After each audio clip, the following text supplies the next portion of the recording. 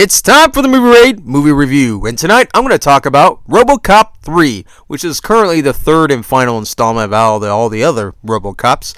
The story takes place where the city's not doing so well still, and the big plan to turn the entire city into a different vision, as we've learned from the first two films.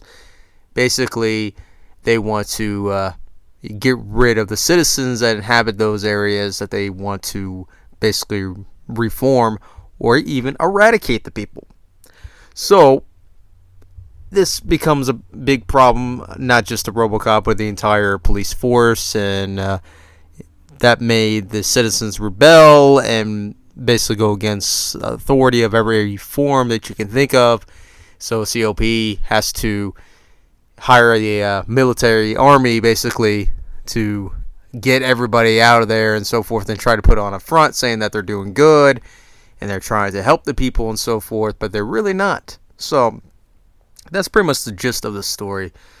Now, I feel that this story it had a decent build-up, or at least a potential build-up with the story, but it kind of fell on some different levels here, in my opinion. First of all, like, Robocop being a hero and everything, it's not like I have anything against Robocop as a heroic figure. I think he's awesome, and I think he did such a great job in the first film, which one made that, but it just seems like Robocop is more of slowing things down than progressing them, in my opinion, because it seems like everything that he tries to do, doesn't really solve the situation. All we just see is more explosions and more fires and more deaths. But he tries. He tries to save everybody. He tries what he can. But I just felt the story it had some moments. I understand. Okay, cool. The citizens are fighting, against their right to stay and against, the politics or whatever they're trying to, reform the whole city into their own type of, monstrosity in their own eyes, basically. So that's why these people, stand up for themselves, which I like that. I like that. But, let me talk about Robocop 2, for example, and, like how they did that with, like, the villains, per se. I really kind of like that. I mean, you may disagree of how they did that, but at least they had some more obstacles for Robocop to try to overcome. Because, let's go back on Robocop 1, okay? Robocop 1, they wanted to make another Robocop, but a different model, right? And it's a huge model. But it had some problems, which always had some problems. And it would either kill people that they shouldn't have killed people, or just basically frapped out, whatever, right? So fast forward to the second one, then now we have the company trying to create either multiple Robocops or another version of Robocop, but using convicts and serial killers and basically anybody who was bad, or even dead cops themselves too, to make their own, but basically in part human, using their brains and making the rest of it robotic, and then becoming the next Robocop, which again doesn't really succeed, right? So they use a junkie, a notorious junkie to be the next authority figure, apparently. And of course we all know how that ends. And unless you have not seen Robocop 2, well, you should, so that you would know what I'm talking about. So anyway, Robocop 3, I felt like there's not enough obstacles. To me, I do not like the whole samurai robot thing. The samurai robots. I mean, I want to do that as a main highlight here. I don't like how they just, have this backup plan, right? Which I understand. They have a backup plan, to go up against one of the obstacles, which happens to be Robocop, because the other obstacle will be the people, right? Well, they figure out how to get them out of there, right? How to, try to lie to them or forcibly, blow them out of their own houses just to, take over the city block one block at a time, right?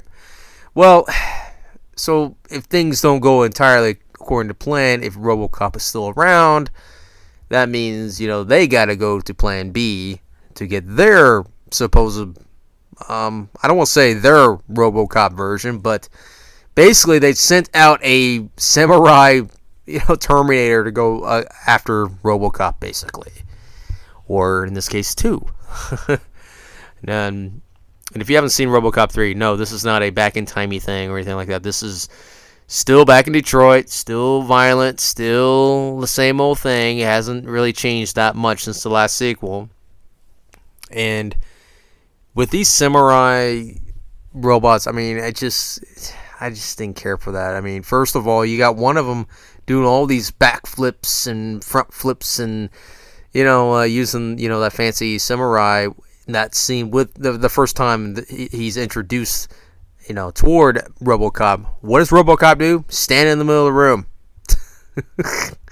Robocop does nothing. He does absolutely nothing in this scene. Going up against this samurai. This samurai is doing like this, like front kick and then, flipping over and doing some maneuvering here, and it's really just pointless. I mean, Robocop literally does nothing. He just stands there. And I mean, he gets kicked back and knocked down on the floor a couple times, but he does nothing. And by the time the samurai goes over there to the assassin, he goes over there, and then, of course, obviously, it gets, he's shot up or whatever, And, again, Robocop is down for the count, for at least a moment, and, we move on to the next scene and whatnot. But I just didn't really care that there's no action with Robocop per se.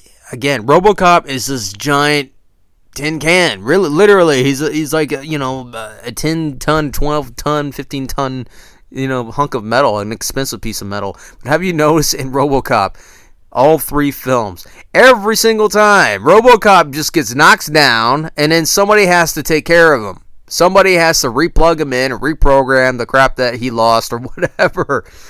And it's kind of comical in a way, because one little hit from like a grenade or something like that, oh, he's out for the day.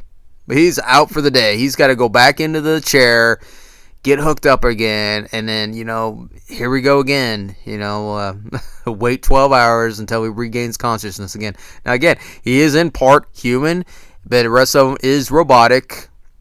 Very expensive piece of machinery, compliments from the company, right?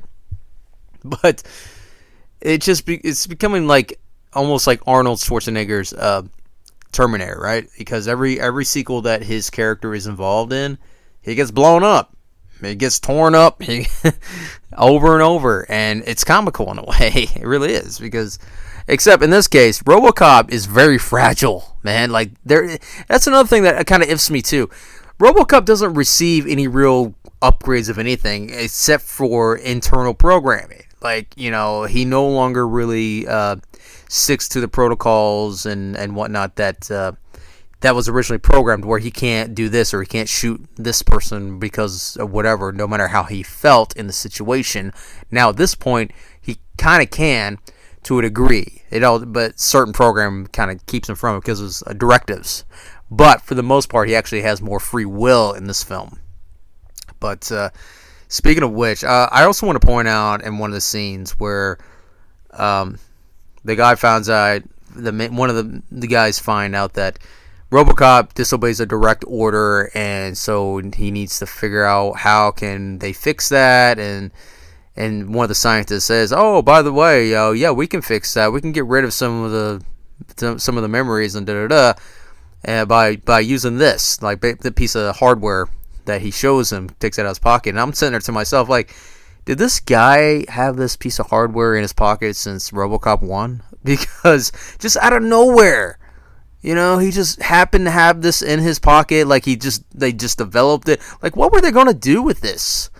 Is my question. Like, were they going to use this piece of technology, this piece of hardware to, for in case Robocop just goes rogue or starts killing everybody, or was that like a backup or something? Because he just casually has it in his pocket and just pulls it out and says, "Yeah, we just made this," or at least acts like that, and then hands it over, and with no real explanation at all. We just hear that, yeah, here's a solution to that.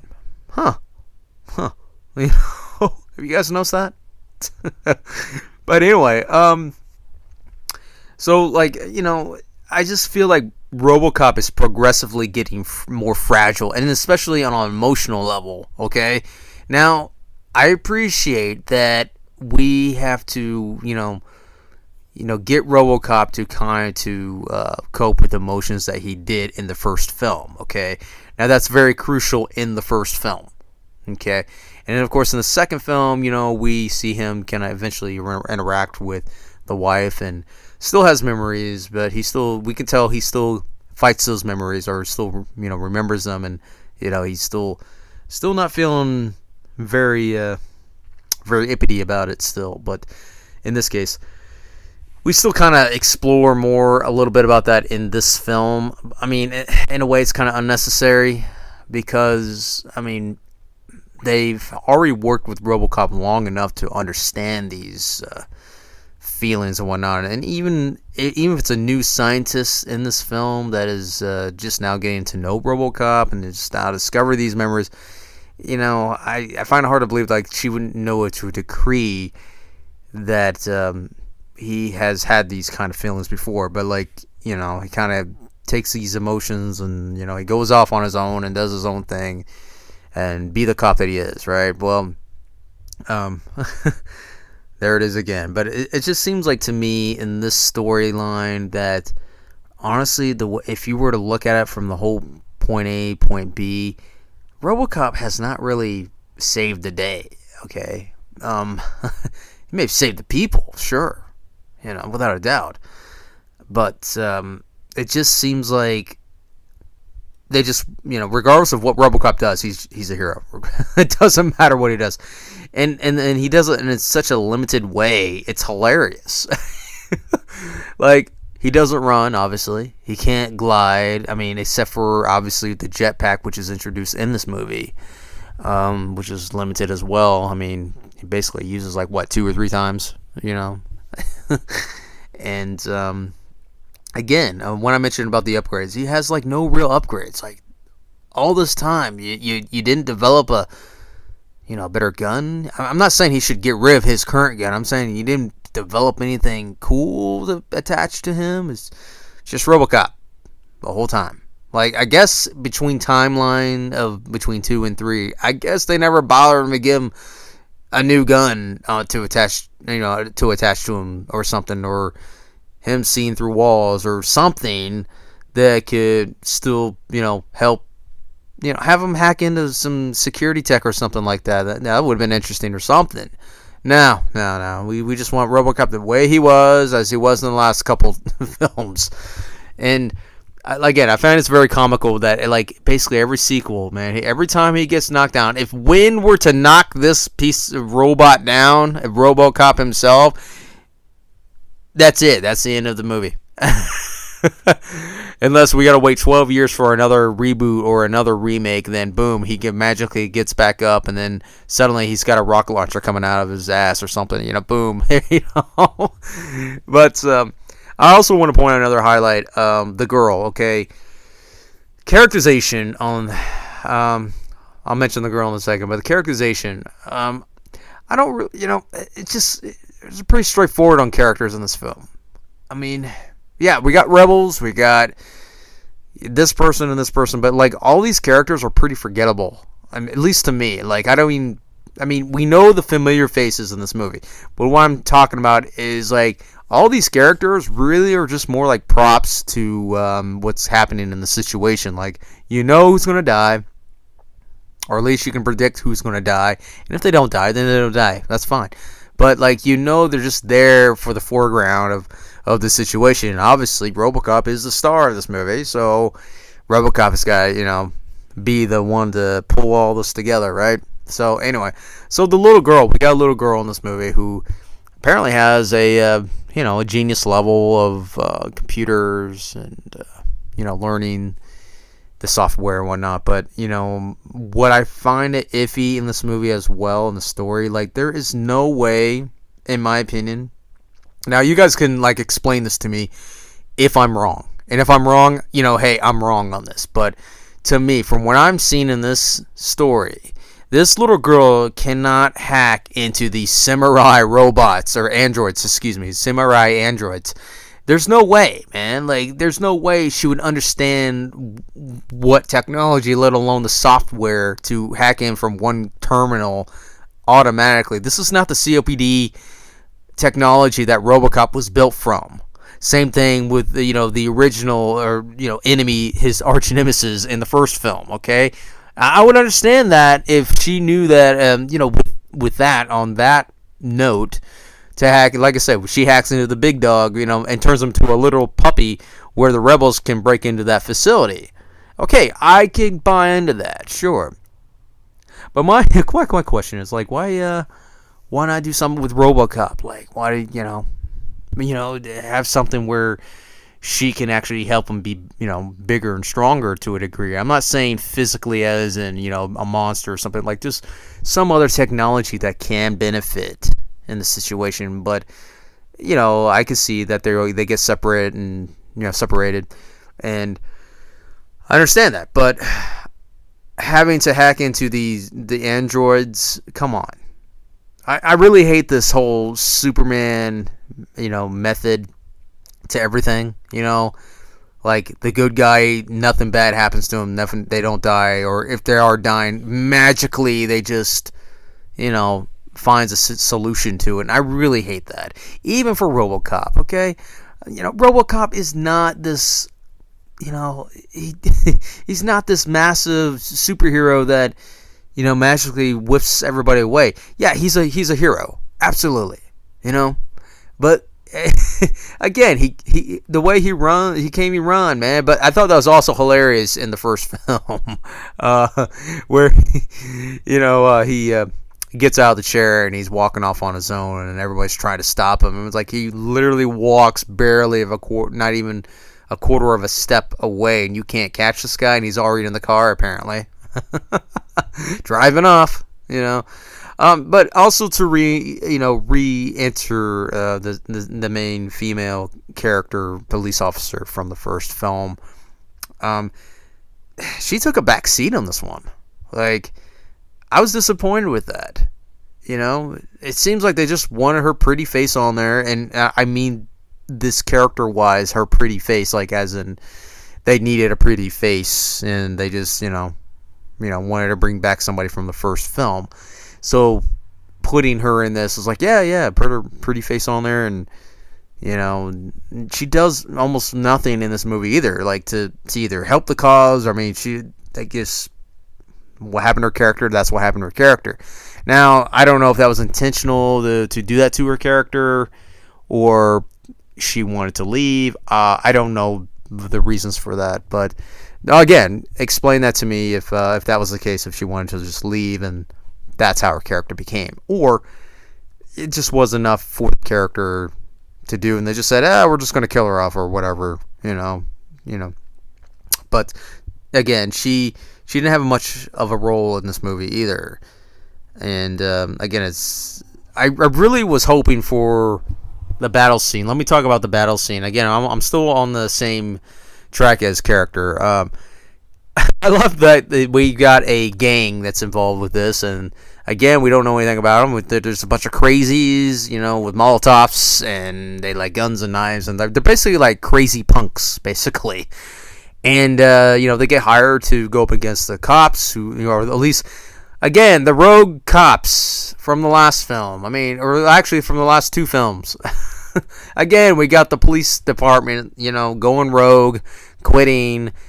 Same thing, it's like that. I mean, I'm sorry, that just kind of gets old really quick. I mean, the police department has already been in shambles since the first film. Okay, it really hasn't changed in this one. So anyway, we see these guys go up against these cops, and if you look at between who has the numbers here on strength, it would definitely be the crazy punks and the military, the COPD military. And then you got the cops who just made basically some civilians, the rebels, and then you've got the cops themselves, the ones that left the police department. And that's it. And then here we go. We see Robocop whisking in, with his jetpack, and he just uses his little noob tube. Hits it twice. Boom! And then, takes out basically an entire tank. A tank, mind you. A tank with just his one gun takes out a tank. And keep in mind, that gun that Robocop has that's on his other hand, that is not powerful enough to just blow up an entire tank, man. I am no munitions, let alone a weapon expert at all, but I'm pretty certain that something like that really, it has a kick to it, but I don't think it would stop an entire tank from functioning, okay? Maybe have killed the guy in it, probably, sure. But it doesn't mean it would stop some other punk to go in there and try to play with it and try to, still use it and blow up the other team here.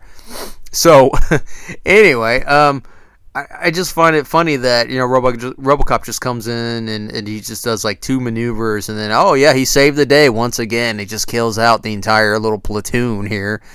And I get it, guys. I really do understand that, it's basically a heroic film, okay? But, even some heroes get their scars, okay? And we see that what Robocop has gone through. And every time, one little ding, man. One little ding, he goes right back in that chair. I just think it's comical that Robocop, he's so fragile in this. He's so fragile basically in every movie, So story-wise, I get the premise that, here's the higher-ups wanting to change the city, wanting to make it their own, and their different vision, basically through power and corruption of their own. I see that, and that was already explained in the sequels, but it just seemed disappointing. It wasn't really. I didn't feel satisfied or fulfilled when it came to the end. When it came to this, because if you really look at it, nothing has really changed or been fixed per se. You know how the hero, when they save the day, kill the bad guys, and everything's all better, or people reunite and things will be better eventually, right? Well, I don't see that in this film, okay? Because Robocop did his thing, right? But here's the thing. The cops are more than likely still have a job.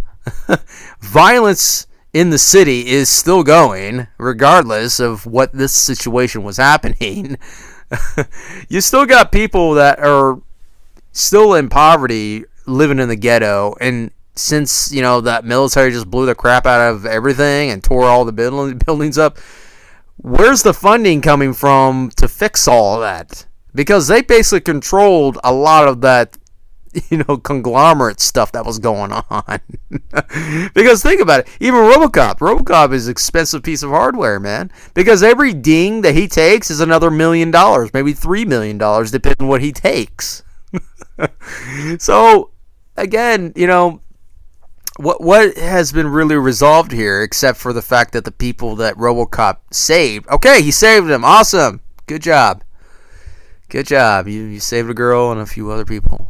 And you kill some assassin androids. And you stop a bad guy, military guy that wanted to have the piece of the pie. Okay. Good job. So as far as the overlook of the film itself, it does very much feel like a Robocop film. Plenty of violence, plenty of action to a degree with it, But again, Robocop is like this, just so walking prop, and he does very little to do anything to help this situation. It almost seems like the more that Robocop tries in this, the more chaotic it becomes.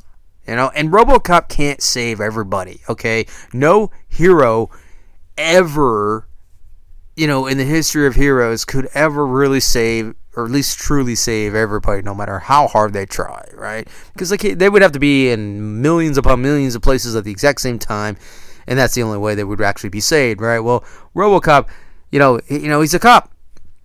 That's all he is, man, and he tries his best. But, I felt like, story-wise, there just wasn't more to,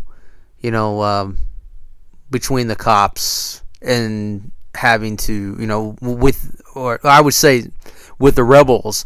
See, there was a little bit, going on with the rebels, and we saw the, behind the doors, what's going on, what they're doing, their planning and stuff like that. Now I thought that was cool. I like the action sequences with that, but it seemed like even the cops, like the main cop, from the first two films, you can tell like this guy is a righteous character. He's a good guy character, and he just wants to do the best he can.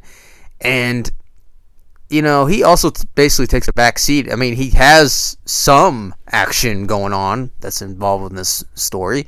Sure, we see that in the battle sequence, sure. But, I just would have liked to see more between these characters and the factions, moving the story along rather than seeing RoboCop have another little breakdown with, because he misses his wife again. Okay, we've already established this. Can we move on? Okay, you're still heartbroken. I get it. All right. So if I were to rank this movie out of a 10, I'm going to give it a 4.5 because, first of all, we don't have Peter Weller. Okay, Peter Weller, who was RoboCop. Thank you. I'm not saying this actor didn't do a good job. He did. But come on, man. Peter Weller, man. He's RoboCop. I'm sorry. He really is. Story was okay, but it was just kind of a confliction on its own, again, samurai androids. We just threw that in the mix. We're just have samurai androids. You imagine when you say this aloud in the editing room, or in the just to create this film. Okay, we're gonna have RoboCop fly. Fly? Now that sounds stupid. Why would he want to fly? No, we're gonna give him a jetpack. Oh, okay, that makes sense. Okay, cool. Continue. Yeah, 4.5 out of 10 because the story, it was okay. It was just that whole, power versus, power trying to get rid of the poor, and, the rich get richer and the poor get poor. The whole thing is. But it was okay story. It wasn't great, in my opinion. I will say, yes, we get RoboCop, but, they could have added some new stuff to him. I'm not saying a tremendous amount, but, something that, that we could have looked forward to, oh, that's what RoboCop has now. Come on, it's been 2 sequels here, and I'm not saying, years has passed since those sequels of what RoboCop has been doing. We obviously know RoboCop is still RoboCop, but I would have liked to seen some new technology, or some new armor. Come on, every single time. Because literally, and also to mention in this story, even after all this fiasco that's going on, millions of dollars have been spent on RoboCop, every single ding and dent he takes. So, where's the funding going to be when, if he gets messed up once again? How are they finding parts for this RoboCop, dude? How are they fixing this guy? Seriously, same thing. It's like when he got messed up, again, the sewer, when his programming, and some of his armor was kind of messed up too, when he with the mine and stuff like that. And one of the characters says, "Oh yeah, I could fix this." I'm like, "What do you mean you can fix this? That's like alloy or whatever, dude. You can fix that crap." Okay, that makes sense. Anyway, yeah, 4.5 because honestly, it's not the greatest sequel as a RoboCop, and also I don't think it's a satisfying ending to end a heroic character such as RoboCop, and he doesn't save the city per se. I don't think he saved the city. I think the city's still screwed, and the big guys bailed out and try to cover their own asses on things, and here we are. We're still in peril, right? So it's not really a happy ending. I didn't really give too much away. I mean, if you know, you know. But I don't consider this a satisfying ending to these sequels. I mean, if you were to really enjoy it, go check out 1 and 2, because the storylines on 1 and 2 are definitely more in depth, more. They definitely got some fat on those, because if you're looking for action, definitely some good action in this, and it didn't fixate entirely like what RoboCop was emotionally thinking half the time, on certain things. But it's understandable. You can disagree on the second film too. But until then, I will review that one to another time. But until then, yeah, 4.5 out of 10. RoboCop 3.